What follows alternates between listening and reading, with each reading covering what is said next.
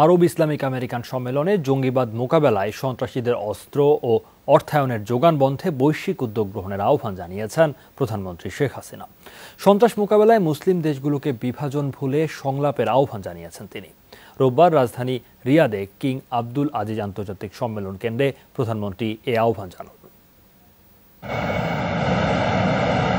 এবারই প্রথম আরব Islamic American সম্মেলনে অংশ নিলেন বাংলাদেশের প্রধানমন্ত্রী শেখ হাসিনা। সৌদি আরবে সম্মেলনে অংশ নেন ৩৫ দেশের রাষ্ট্র ও সরকার প্রধান সহ ৫৫ দেশের প্রতিনিধি। কিং আব্দুল আজিজ আন্তর্জাতিক সম্মেলন কেন্দ্রে জঙ্গিবাদ দমন ইস্যুতে বক্তব্য রাখেন মার্কিন প্রেসিডেন্ট ডোনাল্ড ট্রাম্প। বলেন, সন্ত্রাসের বিরুদ্ধে লড়াই নেতৃত্ব দিতে হবে মুসলিম দেশগুলোকেই। সম্মেলনে বক্তব্য না দিলেও লিখিত বক্তব্যে সন্ত্রাসীদের অস্ত্র ও অর্থের যোগান বন্ধের আহ্বান জানান প্রধানমন্ত্রী শেখ হাসিনা। তাগিদ দেন চরমপন্থা ঠেকাতে আন্তর্জাতিক সম্প্রদায়কে এগিয়ে আসার। লিখিত বক্তব্যে প্রধানমন্ত্রী তুলে ধরেন দেশের জঙ্গি বিরোধী কার্যক্রম।